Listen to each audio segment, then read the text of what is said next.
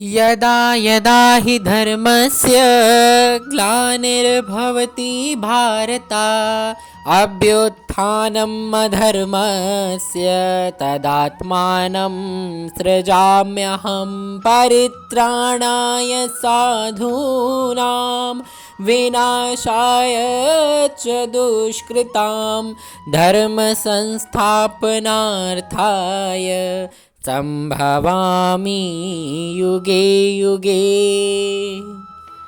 जय श्री कृष्णा। हरे कृष्ण, राधे राधे। आप सभी को पुनः से एक बार मोक्षदायिनी एकादशी की बहुत बहुत शुभकामनाएं। जैसा कि आप सबको ये पहले से ही ज्ञात है कि 23 तारीख को मोक्षदा एकादशी है और यह वर्ष की आखिरी यानी कि इंग्लिश कैलेंडर के अनुसार वर्ष की आखिरी एकादशी है। और आप सबको ये मालूम है कि इसी दिन गीता जयंती भी है।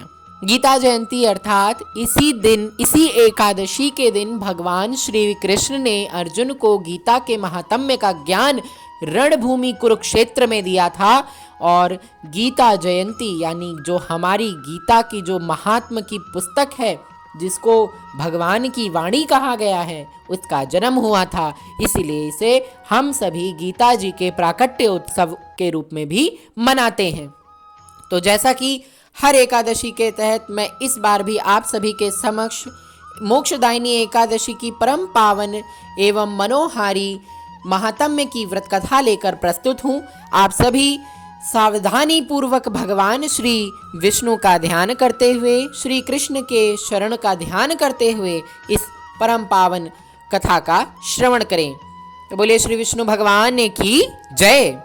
युधिष्ठिर बोले, हे भगवान कृष्ण, अब आप मुझे 26 एकादशियों के व्रत, नाम व विधि बतलाइए तथा किस देवता का इस एकादशी में पूजन करना चाहिए यह भी कहिए।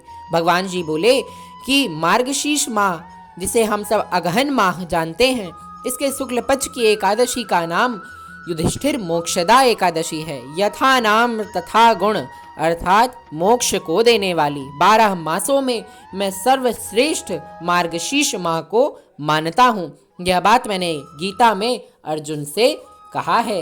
इससे कृष्ण पक्ष की एकादशी से प्रेम उत्पन्न होता है, इसीलिए इसका नाम उत्पन्ना है। और शुक्ल पक्ष को मोक्षदाता यानी ये मोक्षदायिनी है। इस व्रत में दामोदर भगवान का पूजन करना चाहिए। आज व्रतधारियों को भगवान से मेरी उखल बंधन लीला का श्रवण करना चाहिए। अब मोक्षदा एकादशी की एक पौराणिक कथा है, सो युधिष्ठिर ध्यान पूर्वक सुनो।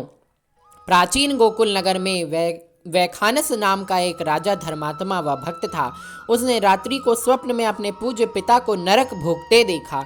प्रातःकाल ज्योतिषी वेद पाठी ब्राह्मणों से पूछने पर पता लगा कि पिता का उद्धार नहीं हुआ और वह सोचने लगा कि अब पिता का उद्धार कैसे होगा। ब्राह्मण बोले, यहाँ समीप ही पर्वत ऋषि का आश्रम है, उसके शरणागत में जाओ। हे राजन, उनके शरण में जाने पर तुम्हारे पिता को शीघ्र ही स्वर्ग की प्राप्ति होगी। राजा पर्वत मुनि की शरण में गया, दंडवत करके कहने लगा, मुझे रात्रि को स्वप्न में यह दिखा कि मेरे पिताजी यमदूतों के हाथों से दंड पा रहे हैं। हे मुनि, आप कृपा करके अपने योग बल से बताइए उनकी मुक्ति किस प्रकार होगी। मुनि ने विचार करके कहा और उन्होंने यह बोला कि धर्म कर्म सब देरी से फल देने वाले हैं। शीघ्र फलदाता और वरदाता तो केवल शंकर जी हैं, परंतु उनको प्रसन्न करने में भी देर लग जाएगी। परंतु अब तक तेरे पिता की तो बहुत दुर्गति हो जाएगी। इस कारण से सबसे सुगम और सुशीघ्र सफलता को प्रदान करने वाली यह मोक्षदा एकादशी का व्रत है। तू उसे विधि संयुक्त परिवार सहित करके पिता को संकल्प कर दे, निश्चय ही उससे तेरे पिता की मुक्ति हो जाएगी। राजा ने कुटुंब सहित पूरे राज्य के साथ मोक्षदायिनी एकादशी का व्रत करके उसका फल पिता को अर्पण कर दिया। उसके प्रभाव से वह स्वर्ग को चला गया।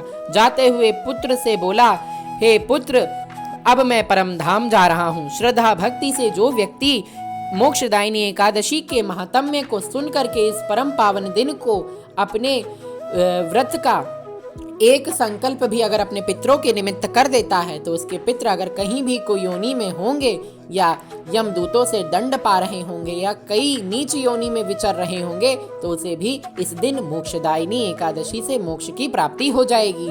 तो बोले श्री कृष्ण भगवान की जय। वृंदावन बिहारी लाल की जय। अब मैं आपको बताता हूँ कि मोक्षदायिनी एकादशी के दिन आपको क्या करना है।